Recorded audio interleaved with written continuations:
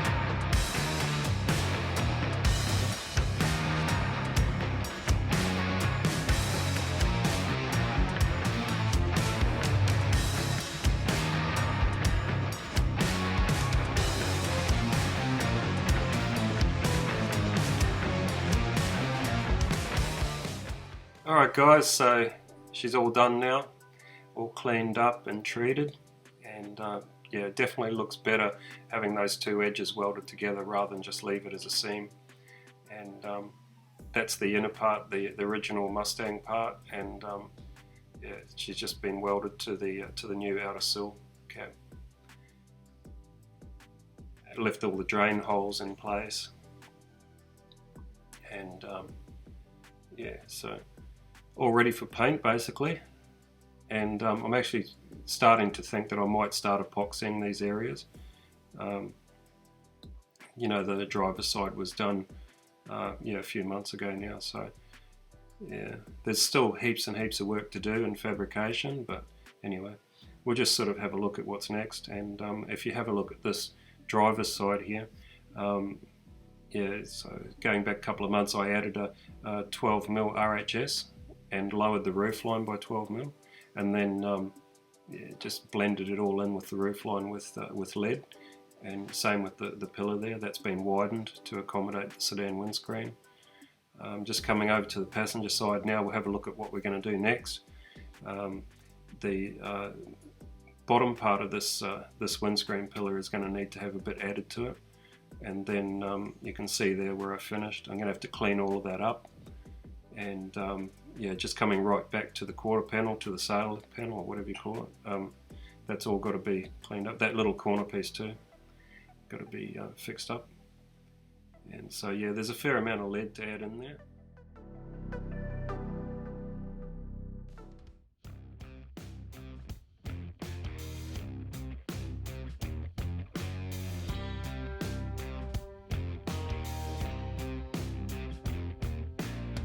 White snow, red sky, reach up for so high. Blue eyes, fake cry, beware of the fox tonight.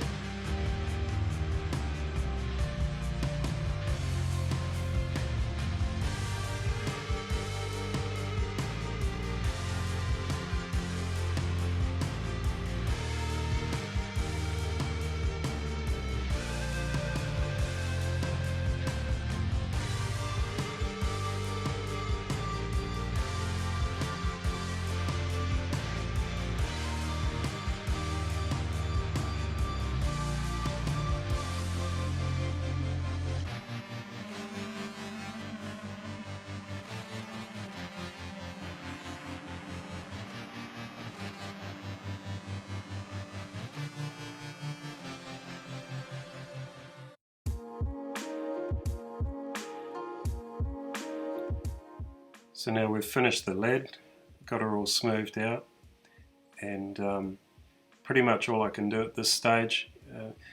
There are a few low spots, and after a bit of experimentation earlier where I tried to add some lead to a low spot right there, look, it's a bit of a gamble, because as soon as you start reheating an area up where you've already put lead and you start trying to add more, you run the risk of a whole heap of the stuff you've already applied running away. And yeah, so I did have a go lower, adding some there, but yeah, it was a bit of a battle. So in the end, look, I'm happy to settle for it being, 80% right, and the rest of it can be picked up later on after it's epoxied with body filler. That's it for this week, guys. So thanks for watching, and we'll catch you in the next episode. I really hope you enjoyed it, and if you haven't already, please like, share and subscribe. And don't forget, grab yourself a t-shirt.